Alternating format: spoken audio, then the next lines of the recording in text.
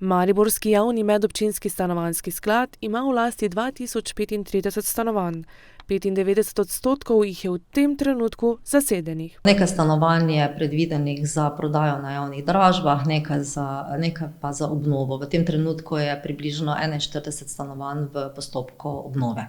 Stanovanja so primorani prodajati, da si lahko zagotovijo finančna sredstva za investicijske obnove obstoječega fonda. V zadnjih letih malenkost upočasnili ta pad oziroma povečanje ali pa obstoječe prodaje, zaradi tega, ker nekako zasledujemo trend, da bi z obstoječim denarjem, ki ga imamo, nekako poskušali čim več narediti. Najemnine so se lani, ko je bila sprejeta novela stanovanjskega zakona, po 17 letih prvič spremenile in se bodo višale v prihodnjih 3 letih. Konec leta 2023 naj bi bile okvirno 35% višje. Prosilcev pa je iz leta v leto več. Leta 2015 bilo okvirno 700 prosilcev, na zadnjem razpisu, ki smo ga imeli leta 2020, pa smo jih že imeli krepko čez 1000.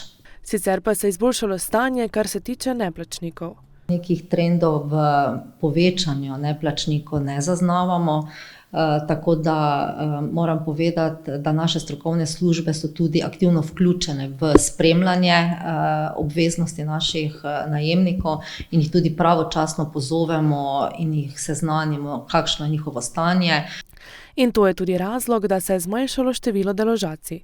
Največja težava za sklad so zagotovo dolgovi. Lani so bili sicer primorani odpisati nekaj več kot 135 tisočakov. Ti so posledica osebnih stečajev, smrti ali zastaranosti.